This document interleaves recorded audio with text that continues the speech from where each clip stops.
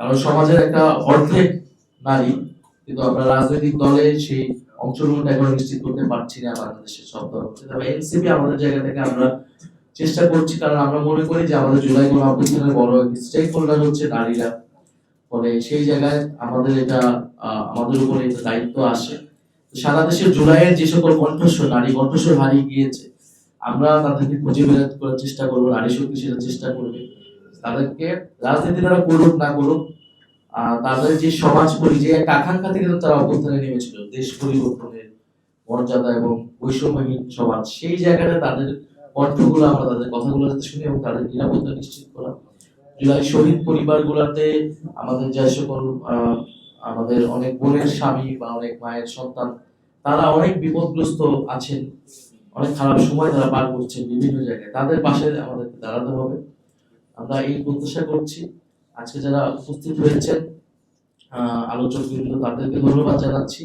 এবং আজকে মূলত আমরা একটা উদ্যোগ শুরু করছি, আন্তর্জাতিক নারী দিবস। এটা একটা মনে হয়েছে আমাদের কাছে গুরুত্বপূর্ণ দিবস, তাই খুব বেশি এখানে আমরা প্রস্তুতি বা পরিকল্পনা নেওয়ার সময় পাইনি। মনে হয়েছে এই দিবস শুধু আলোচনা বা বক্তব্য থেকেও আমরা একটা উদ্যোগ গ্রহণ করাটা গুরুত্বপূর্ণ। তাহলে আমরা হয়তো অনেকগুলো বিষয় পরবর্তীতে অ্যাড্রেস করতে পারবো এবং একটা ধারাবাহিকভাবে কাজ করে যেতে পারবো।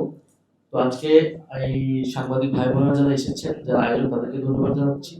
আমরা জাতীয় নারী শক্তি সেটা আত্মপ্রকাশ আমরা ঘোষণা করছি। আমাদের জাতীয় নারী শক্তির এই সংগঠনের দায়িত্বে থাকছেন আমাদের মুখ্য সংগঠক হিসেবে নুসরাত তাবাসসুম। উনি জুলাই গণ অভ্যুত্থানের অন্যতম ফেস, আমাদের যিনি হিসেবে নির্যাতিত হয়েছিলেন গণ অভ্যুত্থানের পক্ষে অংশগ্রহণ করার জন্য, এবং পরবর্তীতে জাতীয় নাগরিক পার্টিতে গুরুত্বপূর্ণ ভূমিকা রেখে এসেছেন।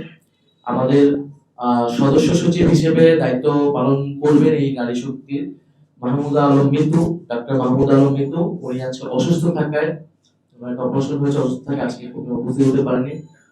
উনিও জুলাই গণ অভ্যুত্থানে ডাক্তার কমিউনিটি থেকে অংশগ্রহণ করেছিলেন, পরবর্তীতে পার্টিতেও গুরুত্বপূর্ণ ভূমিকা রেখেছেন। এবং এবং ওনার বিরুদ্ধে প্রচুর সাইবার বুলিং হয়েছে নানা ধরনের মত প্রকাশের কারণে। আমাদের জাতীয় নারী শক্তির আহ্বায়ক হিসেবে দায়িত্ব পালন করবেন মনিরা শারমিন। উনি জাতীয় নাগরিক পার্টির যুগ্ম আহ্বায়ক, আমাদের সংস্কার কমিশনে উনি কাজ করেছেন। আমাদের উনার শুধু এই সময়ের ব্যাকগ্রাউন্ড না, 2018 সালে মূলত ওনার শুধু আন্দোলনে আসা, সেই সময় কোটা সংস্কার এবং নিরাপদ সড়ক আন্দোলনে উনি ঢাকা বিশ্ববিদ্যালয়ের সুফিয়া কামাল হলের নির্বাচিত জিএস ছিলেন।